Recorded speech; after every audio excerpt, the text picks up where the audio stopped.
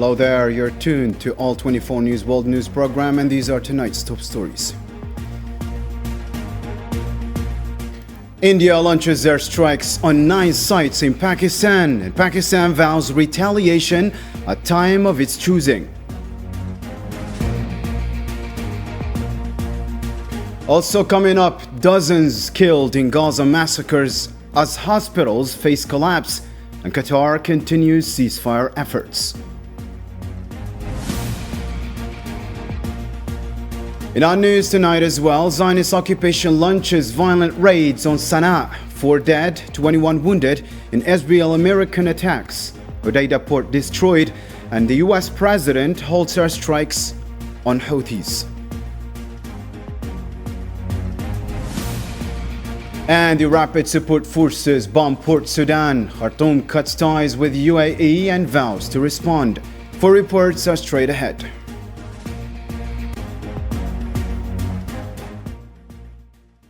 Welcome back. India launches airstrikes early Wednesday, targeting 9 sites in Pakistan and Pakistan's administered Kashmir under Operation Sindoor.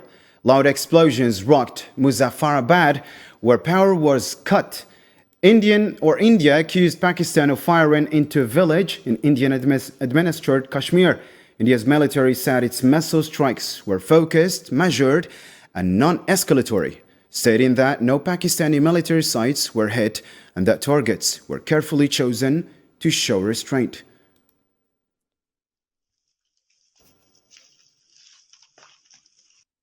The Pakistani military confirmed 3 deaths and 12 injuries and has vowed a strong and deliberate response to what Prime Minister Shahbaz Sharif called an act of war following the Indian missile strikes early Wednesday.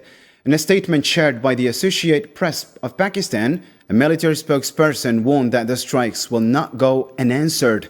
On X, Sharif affirmed that, or said, a befitting reply is already underway.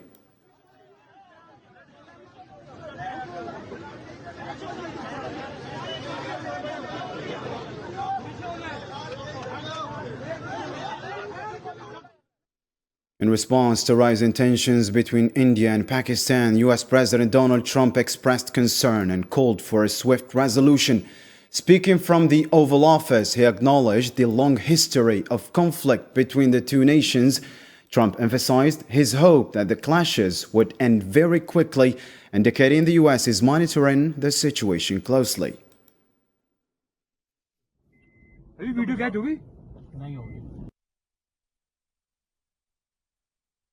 And we will stop the bombings, and they have capitulated. And to talk further about this developing story, we're joined live by Mohammed Sassi, a geopolitical and financial analyst from New York. Hello, good evening, everyone. Great to have you with us, Mr. Sassi. Thank you so much. So, Mr. Mohammed Sassi, India has launched missile strikes deep inside Pakistan, like past skirmishes. How serious is the escalation, and could it spiral into full-scale war? Yes, it's a very difficult question, but you have to understand that the conflict between India and Pakistan has deep historical roots, and political and religious factors have played a significant, through not exclusive, but a significant role. If I can say, I would like to enhance the importance of this conflict, because we are now facing here 2 countries that have nuclear power. And the religious difference between the Hindu and the Muslim have been both a foundation to fuel the Indo-Pakistani conflict, while the core issue, like Kashmir, are political and territorial. Yes, India fired missile into Pakistan-controlled territory in several locations earlier, killing a child, I think, and wounding other people. Pakistani authorities said, now we have going to have the right to retaliation. The tension have been so intense that today, on May 6th, India launched a series of missile strikes into Pakistan, and Pakistan administered Kashmir, as well as in Pakistan, and they call it Operation Sindoor. This strike targeted 9 locations identified by India as, of course, terrorist infrastructure. And they were linked to groups such as the Laskar al-Taiba and the Jaish al-Mohammediyah. The action was in retaliation, as I said, for the first attack on April 22, or not attack, but the act of terrorism on April 22 that India claimed that it was directed by Pakistani government. Mr. Mohammed, sorry, Mr. Mohammed, Pakistan has vowed to retaliate at a time of its choosing, given the fact that both nations are nuclear armed, as you said, and it is known. How likely is dangerous tit-for-tat cycle? Well, this cycle is very, very dangerous. You know, if you take the history of India and Pakistani conflict, this is not the first one. You have, if I may resume, if I can, you know, the beginning in 1947, when you have the session, and then you have the Second Indo-Pak War, which was in 1965, and then you have another one, following that one, up to the one of today. If you want, I can give you all of them, but, you know, I don't extend too much time. You have also the Bangladesh, you remember East Bangladesh, and East Pakistan, which is now Bangladesh. India helped Bangladesh to create Bangladesh instead of being called East Pakistan. And the cause are always the same. Is on the border, they have skirmish, and then it escalated. And you have the Indian-Pakistani standoff in 2002. And we were very, very, very close, like in 1999 with the post-nuclear confrontation with the Kargil conflict. So, yes, it's very dangerous. Now the question is not only India and Pakistan. Now you have to have the other region and the association, the contract, the treaty that will sign between India and the US, for example, between Pakistan and China and Russia. And it's very, very difficult to monitor how the conflict is going to be once the nuclear arm is going to be used. And I'm sure they are going to be used. You have a country of 1,400,000,000 people. You have Pakistan on the other side, I think is there, if my number are right, there's something like 265 million. But look at the devastation. And now, what the international community is going to do? You have interest, you have radicalization, as I said, the religious factor, and you have all this power of balance that each and every one would like to find. And if I may say, we can talk about that, about the United States, for example, and the Russia and the China. And all this kind of patchwork that is in the country. We have the conflict that is on the verge of becoming a nuclear conflict. Now, the question is how the other countries are going to react. You have the United States, I think Trump did already today, some declaration that they said they are going to stop this. He was not capable of stopping the war between Russia and Ukraine. And here was going to stop two countries that both of them have the deferred nuclear power. And they are really, how can I say, I don't even find the right word to say that, but they are really on the verge of using it because India and Pakistan economically, population-wise and economically, Pakistan is not a match,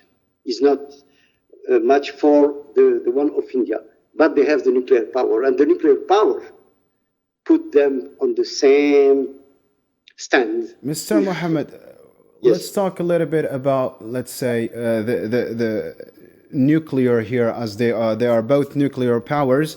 With the elections, we're talking here about a different, point.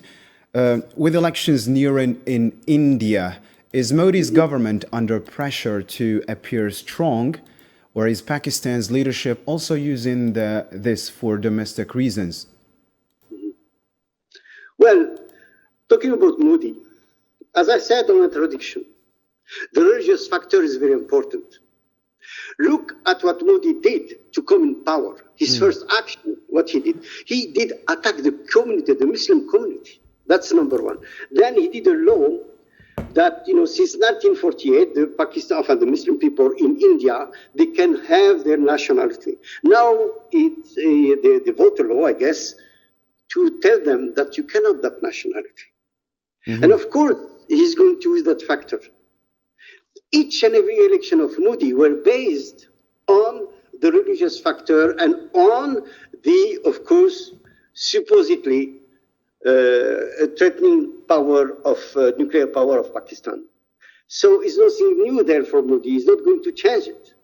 Why is he going to change it? Each and every time he was elected, and on the top of it, he was supported for a country like the US, for example. The US, don't forget, US and India have grown closer in recent years, particularly through what they call the strategic partnership, like the Quad, which Japan and Australia are also into it. But the man to power in that treaty, strategic treaty, is the US and India. And then you have the US that also support India diplomatically, technologically, and potentially with intelligence and logistics. When you have Pakistan and China and Pakistan have also a long-standing strategic alliance, like the China-Pakistan Economic Corridor, which you call the CPEC, like the joint military collaboration, like, again, the strategic concern regarding India.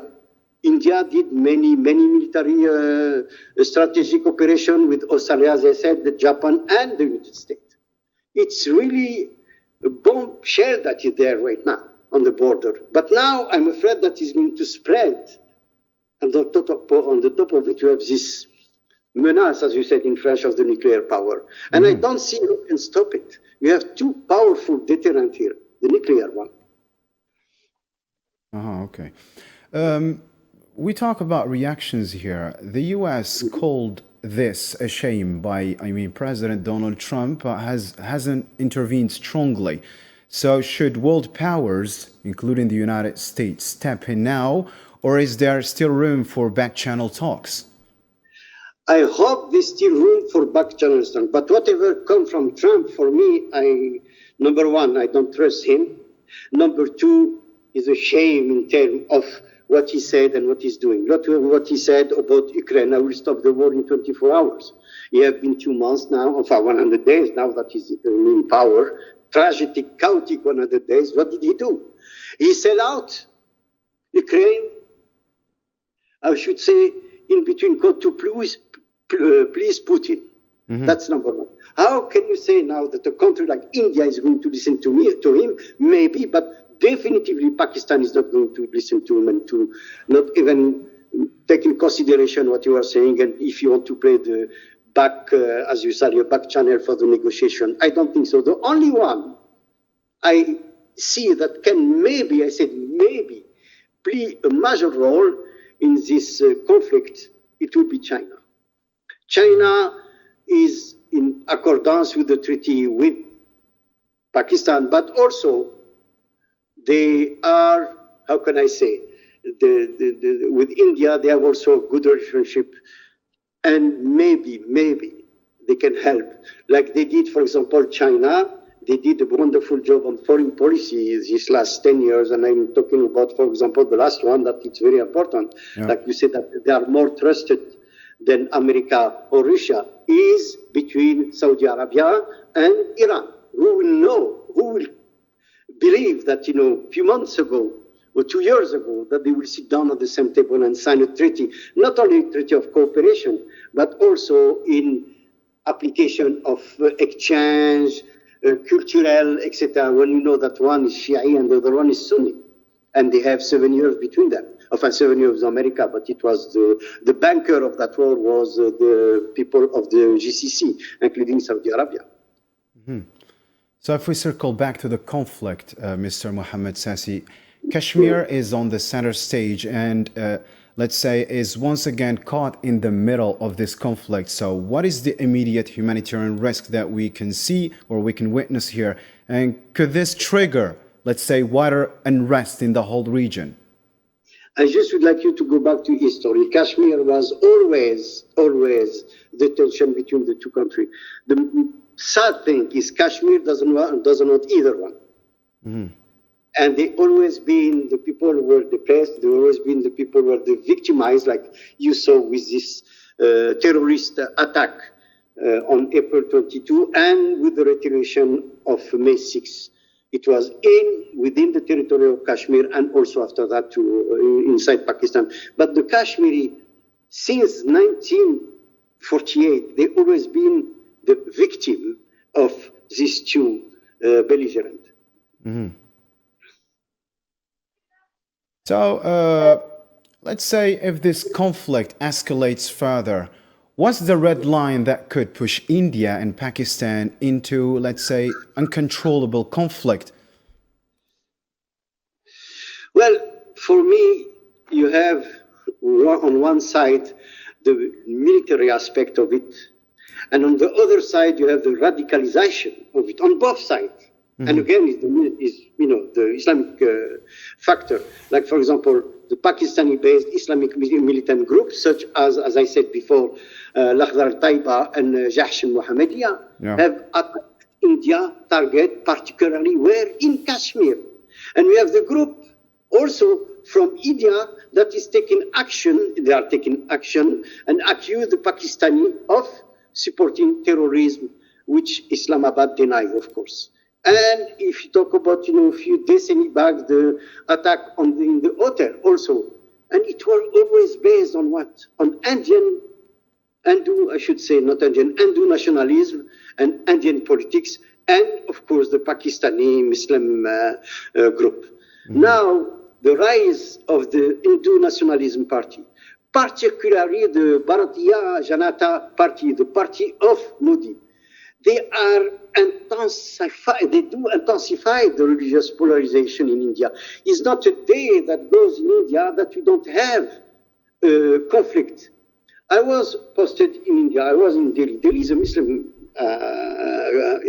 city. But if you go outside of India, each and every time you see how they track the Muslim minority.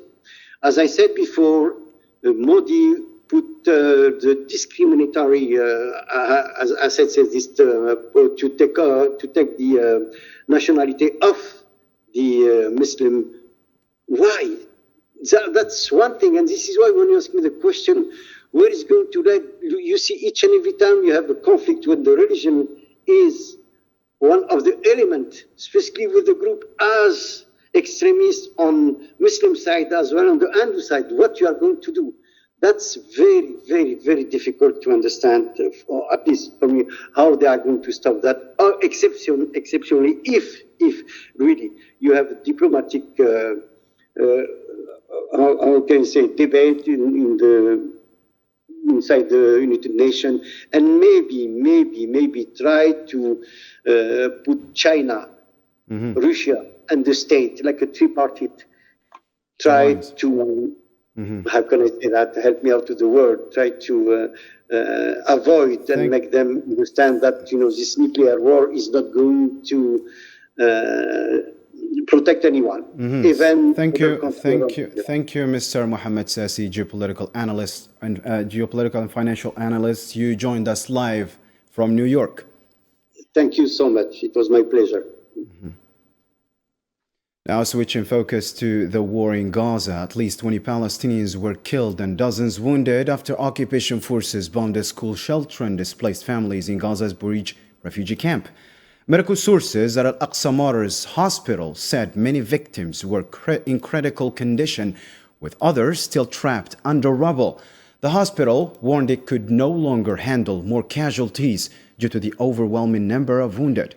Separate occupation strikes hit homes and crowds across Gaza, killing more civilians, including women and children. In central Gaza, 4 were killed in a drone strike west of Deir al-Balah, while 2 others died in a school bombing. A couple was killed in Zawaida and 2 more in Nusayrat camp. In northern Gaza Strip, shelling in Beit Hanun and Beit Lahia left at least 3 martyrs, including a child. In Gaza City, 2 died from earlier strikes and another was killed by drone fire. In the south, 5 Palestinians, including children or 2 children, were killed in Khan Yunis, while a girl was killed in an airstrike on a tent in Al Mawasi area.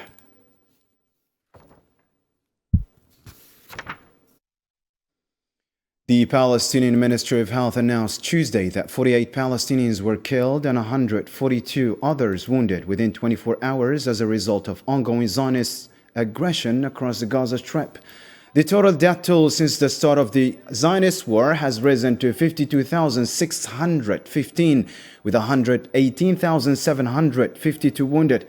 The ministry also confirmed that since the renewed Zionist attacks began on March 18, at least 2,577 people have been killed and 6,711 injured.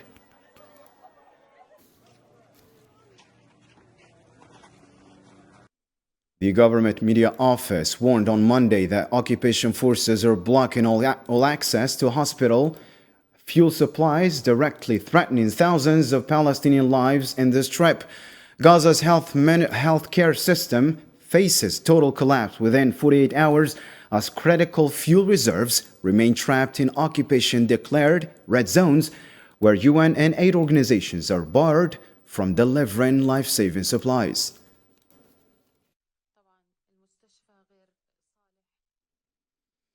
Qatar, the key mediator in Gaza ceasefire talks, said negotiations remain ongoing but face major obstacles due to the occupation's escalating crimes and the Palestinian resistance position that talks cannot progress under the occupation's starvation war against Gaza's people. Foreign Ministry spokesperson Majid al-Ansari acknowledged the difficulties during Tuesday's press conference in Doha.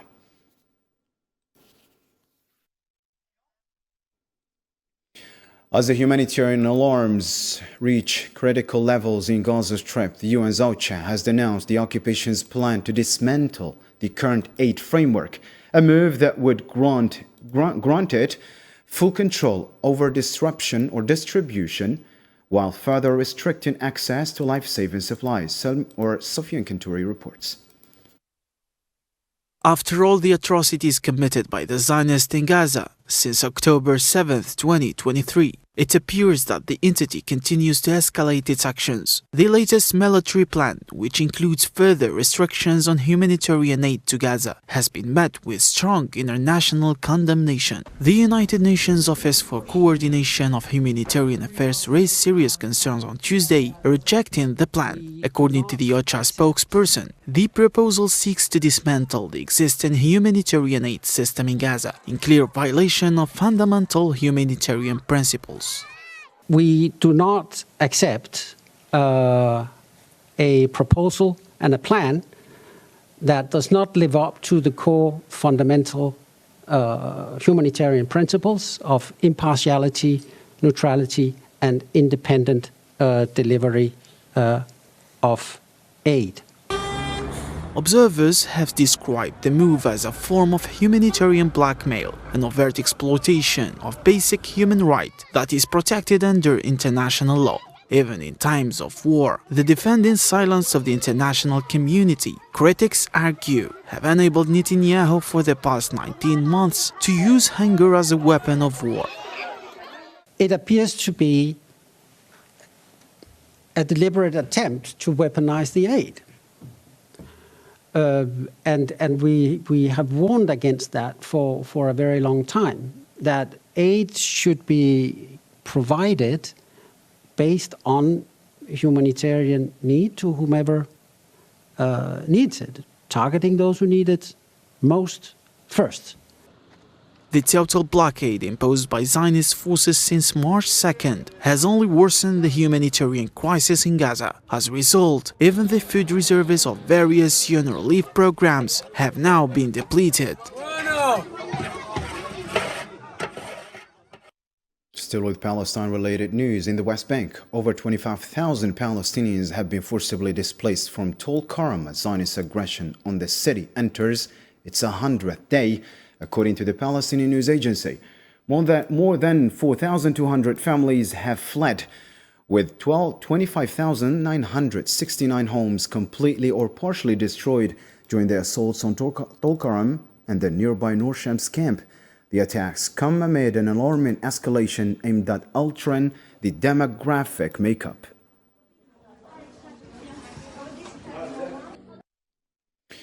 In brutal escalation, Zionist warplanes carried out intensive raids across Yemen's Sana'a governorate on Tuesday, killing 3 civilians and wounding 38 others. Medical sources reported the strikes targeting 10 vital sites, including Sana'a International Airport and key oil facilities, with dozens of aircraft participating in the aggression.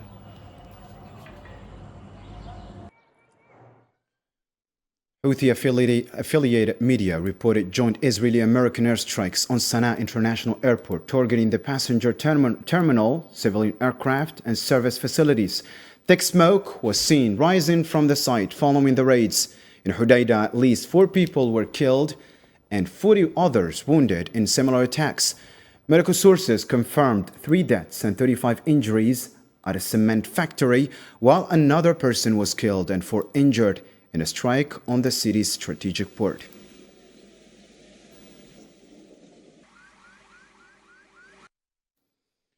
The airstrikes on Sana'a International Airport came just 1 day after attacks hit a densely populated area of the capital, sparking outrage among residents who accused the United States of deliberately targeting civilians. Salman Assib reports now.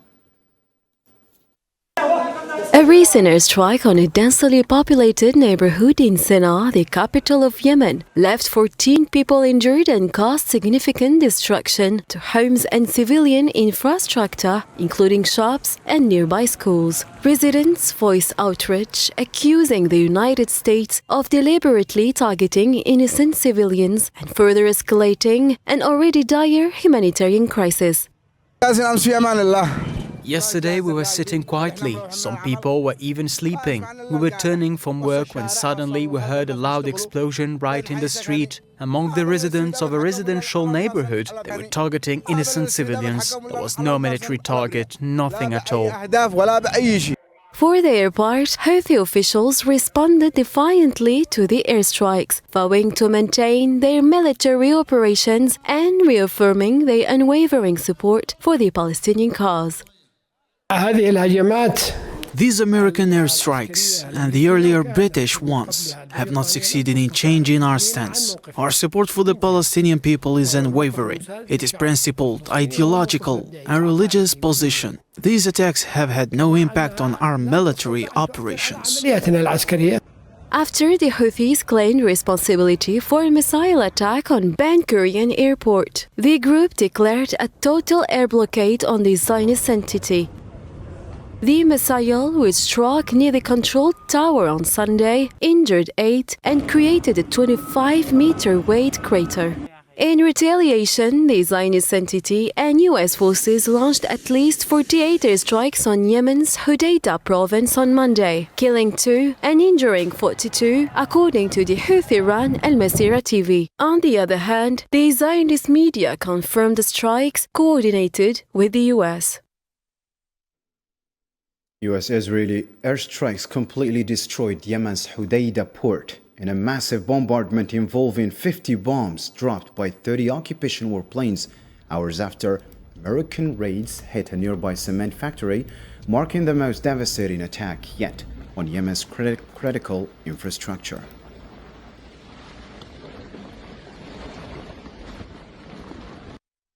On a related note, Oman says it's brokered a ceasefire between the United States and Yemen's Houthis, with both sides agreeing to stop targeting each other, including U.S. ships in the Red Sea. The move marks a major shift in Houthi policy since the war on Gaza began. President Trump also confirmed the United States will hold strikes, saying the Houthis have agreed to stop disrupting key shipping routes.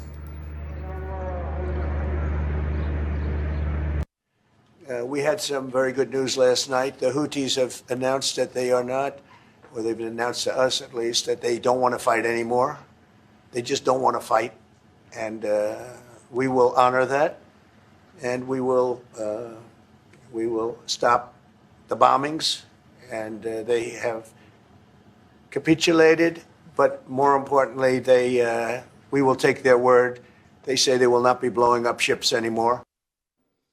Moving on to the war in Sudan. For the third straight day, the Rapid Support Forces launched drone attacks on key infrastructure in Port Sudan, targeting fuel tanks at the airport and main port, triggering explosions and fires. Flights were suspended and the airport evacuated, with the Sudanese Civil Aviation Authority halting air traffic for the second time in hours. The Sudanese government condemned the RSF attacks as acts of terrorism. A drone strike also hit the city's main transformer station, causing a total power outage, according to the Sudanese electricity company. In response to the escalating security crisis, several diplomatic missions and international organizations evacuated staff from Port Sudan to Addis Ababa.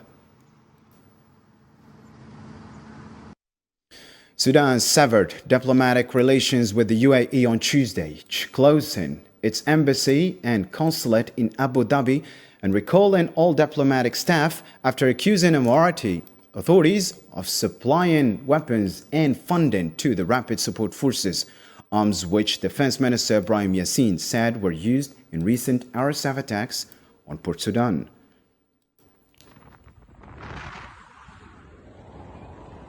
ظل السودان بأثره يتابع ولأكثر من عامين. Sudan has been monitoring for over 2 years the crime of aggression against its sovereignty, territorial integrity, and the safety of its citizens, carried out by the United Arab Emirates through the terrorist militia known as the Rapid Support Forces and their political affiliates. In response to this ongoing aggression, the Security and Defense Council has decided the following. First, to declare the United Arab Emirates a hostile state. Second, to sever diplomatic relations with them. Third and finally, to withdraw Sudan's embassy and consulate general. Sudan's Security and Defense Council labeled the UAE an aggressor state, vowing to respond by all means to defend its sovereignty, protect civilians, and preserve territorial integrity. Let's take a listen again. In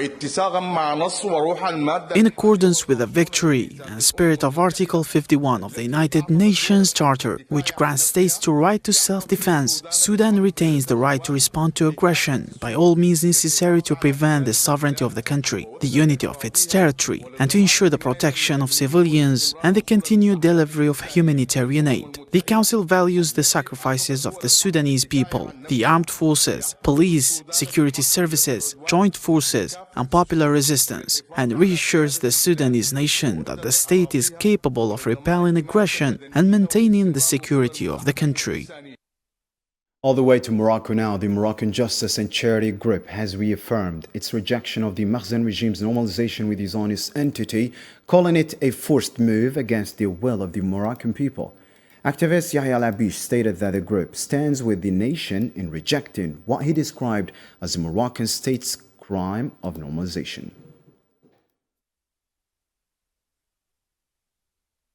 The pledge to our nation and its just causes is renewed, along with our unwavering resolve to reject injustice and resist the treacherous normalization being forcefully imposed against the will of the proud Moroccan people. In these difficult times, we stand firmly with our nation, disavowing the crime of normalization committed by the Moroccan state, an act that defies the collective conscience of the people and ignores the ongoing atrocities in the sacred land of Al-Isra and Al-Miraj.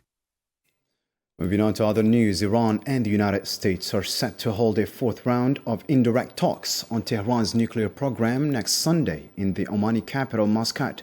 According to Iran's Noor news agency, the talks will be mediated by Oman, though details on the format and the level of participation remain undisclosed. The Kremlin confirmed on Tuesday its commitment to the truce declared by President Putin for Victory Day commemorations running from May 8 to 10, while warning of an immediate response to any Ukrainian attacks. Kremlin spokesperson Dmitry Peskov accused Kiev of violating the partial trick by targeting infrastructure. Meanwhile, 29 foreign leaders, including China's Xi Jinping and Brazil's Lula da Silva are expected at Friday's military parade in Red Square, with forces from 13 countries set to participate in the event. The Kremlin announced that a Russian-Chinese summit will take place Thursday in Moscow, where Presidents Vladimir Putin and Xi Jinping will discuss key issues, including the war in Ukraine and Russian-American relations. Presidential advisor confirmed that the meeting will focus on the most pressing files, with the Ukrainian conflict and Moscow-Washington ties topping the agenda.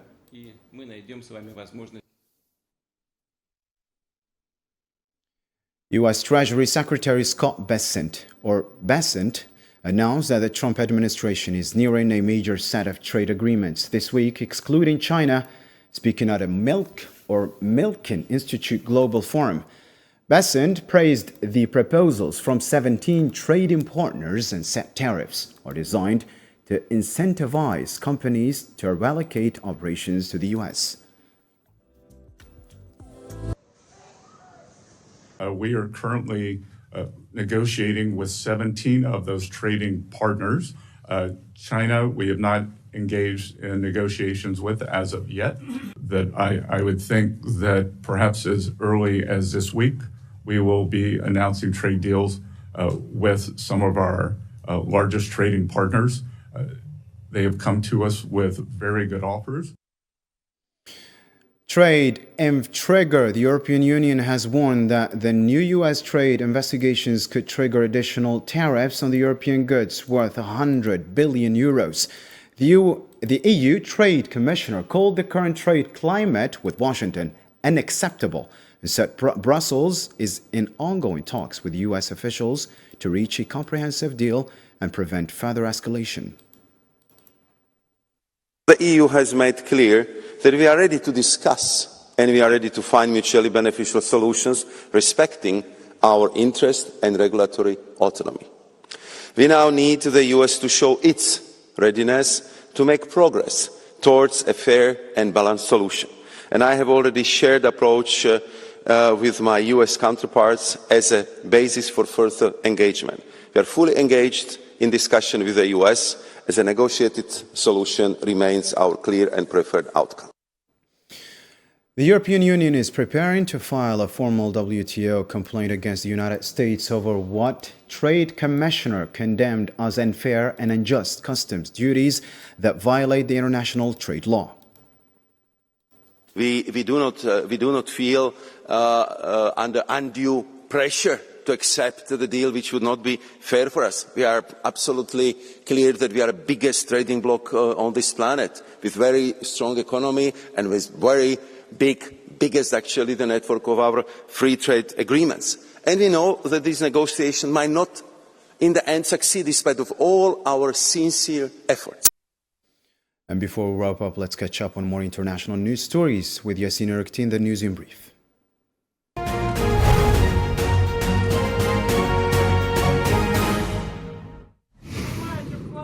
Overnight from Monday to Tuesday, Russia reported a large-scale Ukrainian drone attack. 3 civilians died and 7 others injured. Moscow stated that air defenses intercepted 19 drones in the capital. Meanwhile, the Ministry of Defense said that 202 Ukrainian drones were shot down across various regions within 24 hours. The ministry also announced the capture of the town of Lisovka in Donetsk, adding that Russian forces inflicted significant losses on Ukrainian troops. The U.S. Federal Reserve is expected to hold interest rates steady this week, resisting pressure from President Trump. According to Reuters, the Fed will likely keep its benchmark rate between 4.25% and 4.50% as it aims to bring inflation back to its 2% target. Fed officials argue that cutting rates now could pose new risk to the economy, suggesting they will maintain a cautious approach despite political pressure. The United States has warned the UK that deepening ties with China could complicate ongoing tariff negotiations. According to The Telegraph, US Presidential Advisor Peter Navarro criticized China's trade regime as authoritarian and a tool for spreading soft power. The warning reflects growing US concerns over China's global influence and signals potential strain in US-UK trade talks if London moves closer to Beijing. Friedrich Merz, leader of the Conservative Party, was elected Germany's new chancellor after the Bundestag voted in his favor in the second round at 69. Merz succeeds Social Democrat Olaf Scholz, who failed to secure the necessary votes in the first round. Merz becomes the 10th chancellor of modern Germany, marking a significant shift in leadership.